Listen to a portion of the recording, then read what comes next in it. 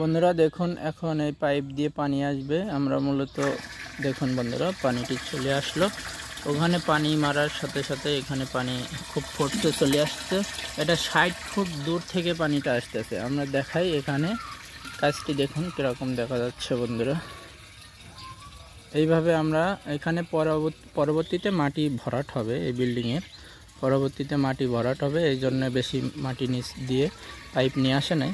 তো এখানে দেখুন এখনও পানি পড়তেছে। ওখানে যদি এক বদনা পানি মারা হয়, সেই এক বদনা পানি কিন্তু আমাদের হাউসে আসবে। তো বন্ধুরা, এটা আমাদের 60 ফুট দূরে আমরা মূলত এই ট্যাঙ্কিতে নিয়ে আসলাম পাইপ টেনে। 60 ফুট দূরে আমাদের বাথরুম ওখান থেকে আমাদের হাউসের ভিতরে চলে আসবে। এখানে বাথরুমের লাইনটি দেখুন বন্ধুরা, এখনও পানি পড়তেছে। এরকম হালকা সীমিত একটা পাইপে 2 ইঞ্চি করে ঢালু হবে।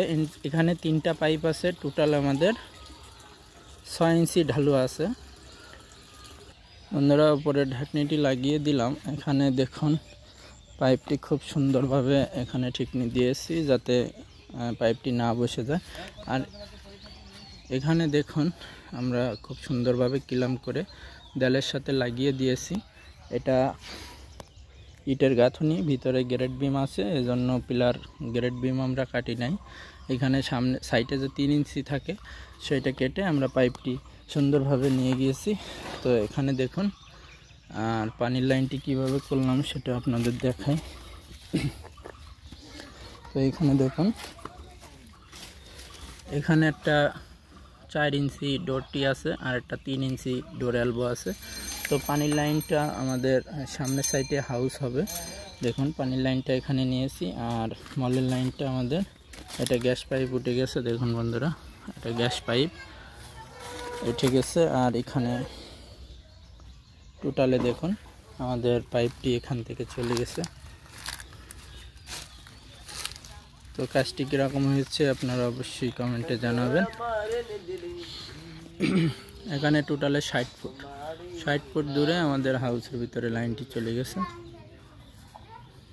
আর এখানে গোসলের জন্য রিং বসানো হবে, গোসলের পানি যাওয়ার জন্য। ভিতরে ফ্যানবাটি কিভাবে বসিয়ে ঢালাই দিলাম সেটা আপনাদের ক্লিয়ারভাবে দেখাই দেই। তো বন্ধুরা দেখুন, এখানে হচ্ছে গোসলের ফ্লোর। গোসলের ফ্লোর থেকে এটা হচ্ছে 3.5 ইঞ্চি 4 ইঞ্চি একটা বিট আছে। ফ্যানবাটির ফ্লোর হচ্ছে এটা। তো ঠিক আছে বন্ধুরা, আমাদের কাজগুলো কমপ্লিট করে দিলাম। তো কাজগুলো কীরকম হয়েছে আপনারা অবশ্যই কমেন্টে জানাবেন।